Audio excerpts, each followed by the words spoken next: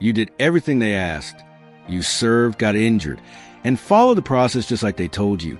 You filled out the forms, gathered your records, and waited. But deep down, something feels wrong. You're not getting the support you expected. Your case is stalled, delayed, or worse, denied. And here's what nobody tells you. It might not be your injury that's the problem. It might be your paperwork. Because the VA system doesn't just review your claim. It looks for reasons to disqualify it. Quiet, technical mistakes buried in the fine print. One wrong word, one missed box, one incorrect code, and your entire case will be dead before it ever gets read. And they won't call to explain it. They won't send you a warning. They'll just wait for the deadline to pass, then quietly move on. That's why today, we're walking to the 7 most dangerous paperwork mistakes veterans make. The ones that ruin disability claims before the first decision is even made. Some of these are shockingly easy to make. Others are buried in forms so vague. Most veterans don't even know they got it wrong until it's too late. But if you stay with me, you'll know exactly what to avoid, how to fix it, and what it really takes to protect the benefits you've earned. Let's get into it. One of the most damaging mistakes veterans make is also the easiest to overlook, leaving a condition off the initial application. You might think it's no big deal. You'll just add it later, right? But that's exactly where the trap is. The VA isn't going to chase you down to ask if something's missing. If it's not listed, it doesn't exist. And once it's not in the system, everything else gets harder. Your back pay doesn't cover it. Your future claims get flagged. And worst of all, the condition gets treated like an afterthought. Even if it's the one thing impacting your life the most. It happens all the time. A veteran files for a back injury, but forgets to include the migraines that started because of it. Or they claim PTSD, but don't mention the insomnia, the anxiety, the panic attacks that came with it. They assume the VA will connect the dots. But the VA doesn't connect anything you didn't clearly spell out. Even worse, some veterans are told to wait before filing secondary conditions. But the truth is, every day you delay is a day of back pay you'll never get back. So if your condition is connected to service, directly or indirectly, put on that initial claim, even if it seems small now, even if you're not sure how to describe it yet. Because once that paperwork is in, it becomes part of your record. And once it's left out, the clock doesn't start, and the VA doesn't care. A different kind of mistake, but just as deadly, is going too far in the other direction, trying to include everything, listing every ache, every past issue, every unrelated diagnosis. Thinking the more you say, the stronger your case will be. But the truth is, the more you write, the easier it is for the VA to ignore you. When your application is overloaded with unrelated conditions or vague complaints, it buries what actually matters. You might think you're being thorough, but to an overworked rater, it just looks like clutter. And the more they have to dig, the more likely they are to miss something important. Let's say you file for a severe shoulder injury, but alongside it, you throw in a list of minor conditions like seasonal allergies, old knee pain, or back stiffness from 10 years ago that hasn't flared up since. Now, instead of focusing on your real disability, the rater is sifting through noise, and the signal, the thing that deserves attention, gets lost. This isn't about hiding anything. It's about being strategic. You're not building a grocery list. You're building a legal case. And when your strongest argument is buried beneath filler, the VA has every excuse to downplay your claim. If you want your case to be taken seriously, give them no distractions. Highlight the real issues that impact your ability to live, work, and function. The rest can be documented later, through supplemental claims or secondary filings. Because in the VA system, clarity wins. Confusion doesn't get you denied. It gets you forgotten. Another silent killer in the VA claims process, the words you use. Because no matter how much you're suffering, if you describe the wrong way, the VA can and will use it against you. Most veterans don't even realize it's happening. They show up to a CMP exam and try to sound reasonable. They say things like, "I manage," or "It's not that bad most days." They downplay their symptoms out of habit or pride, or just not want to sound like they're complaining. But here's the problem. The VA takes those exact words and uses them to justify a lower rating. In their system, Your condition isn't rated by how it feels. It's rated by how you describe it on paper. And words like manageable or tolerable translate into phrases like mild impairment or occasional interference. Suddenly, the claim that should have been 70% is downgraded to 10%, all because you didn't sound desperate enough. It's not about exaggeration. It's about accuracy.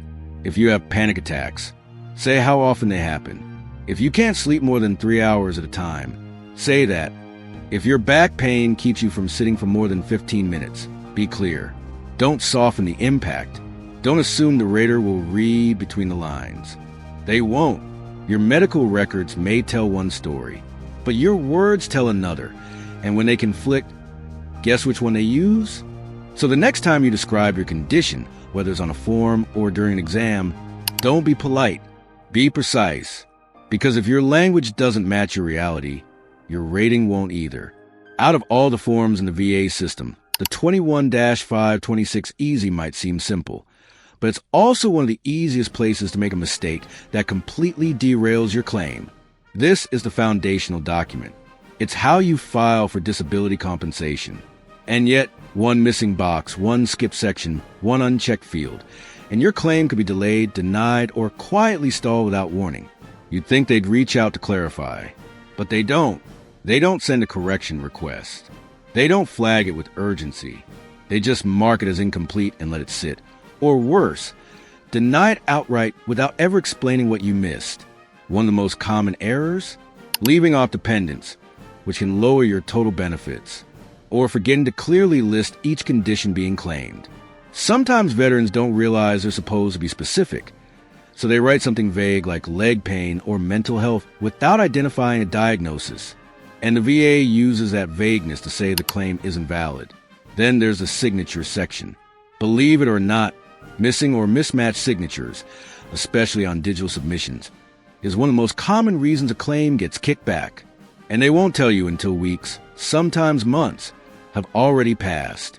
This form might look like a formality, but it's actually your starting gate. If you don't get it right, the race never begins. So before you submit that 21-526 Easy, check it line by line. Make sure it's complete, specific, and signed. Because in the VA system, they won't fix your mistakes. They'll just let you fail in silence. It's one of the most painful ways a claim falls apart. You think you backed it up with medical records, test results, doctor's notes, and everything they asked for. But what you didn't realize is that not all evidence helps your case. In fact, some of it quietly works against you. The VA doesn't just read your records. They weigh them. And when there's conflicting information, even minor contradictions, they don't give you the benefit of the doubt. They give themselves a reason to say no. Here's how it happens. Your civilian doctor might note that your condition limits your mobility, causes daily pain, and affects your ability to work. But your CNP examiner, who spent 15 minutes with you, writes that you appeared well, had normal range of motion, or didn't show signs of distress. And guess which report they're more likely to believe? Even old records can trip you up. Notes from years ago saying the pain comes and goes, or that your symptoms improve with rest, can be used to show that your condition isn't consistent or severe, even if that's no longer true. Then there's the issue of too much documentation. When your file is full of scans, reports, and referrals that don't line up with each other, the VA doesn't try to piece it together in your favor. They just mark the case as unclear and move on. Your medical evidence needs to tell one story, a clear, consistent, current picture of how your condition affects your life. Anything less opens a door for a low rating or flat-out denial. So if you're submitting records, make sure they reinforce each other. Make sure they reflect your current state, not just your history. Because once that conflicting information is in your file, you can't unring the bell. Most veterans think their medical records speak for themselves. That if the evidence is there, the VA will understand the impact. But here's what they don't tell you. Numbers don't tell your story. Data doesn't show how your life has changed. And if you don't file a personal statement to explain it, the VA fills in the blanks for you, usually not in your favor. That's what VA Form 21 to 4138 is for. The statement in support of claim. It's your chance to speak directly to the rater, to explain in your own words how your condition affects your day-to-day life. Not in medical terms, in human terms. Without this form, your claim is built entirely on test results and doctor notes. But the VA doesn't see the full picture.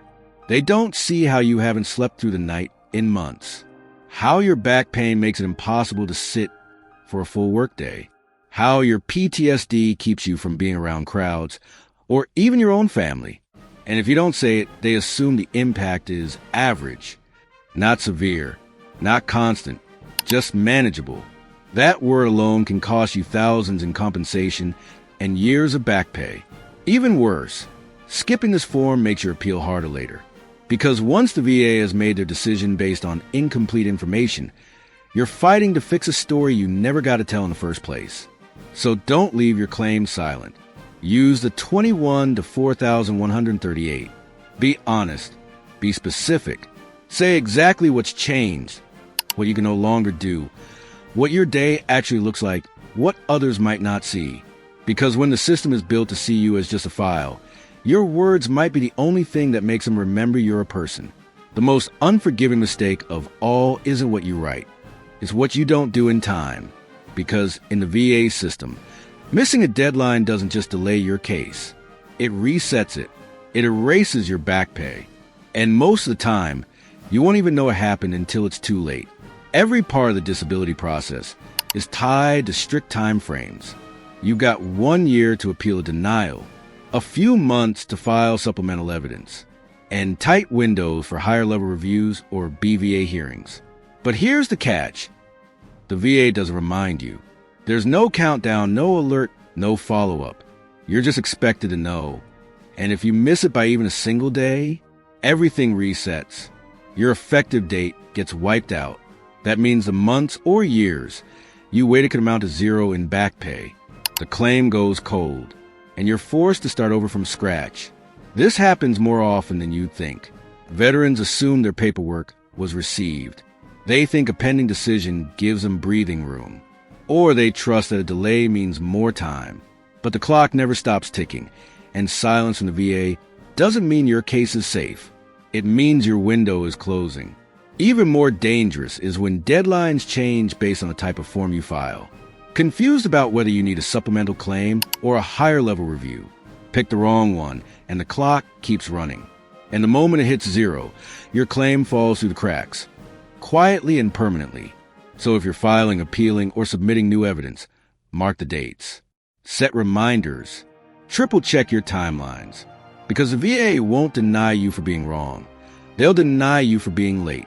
And once the deadline is gone, so is your claim. Looking back, it's not always the big things that break a VA claim.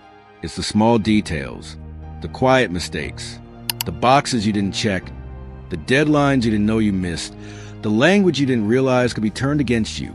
These aren't just paperwork errors. They're landmines. And most veterans don't even see them until the damage is already done. That's the painful part. You can have a legitimate condition. You can have real evidence, honest records, and years of service. But if the paperwork fails you, the system follows. It won't stop to ask questions. It won't fix what you missed.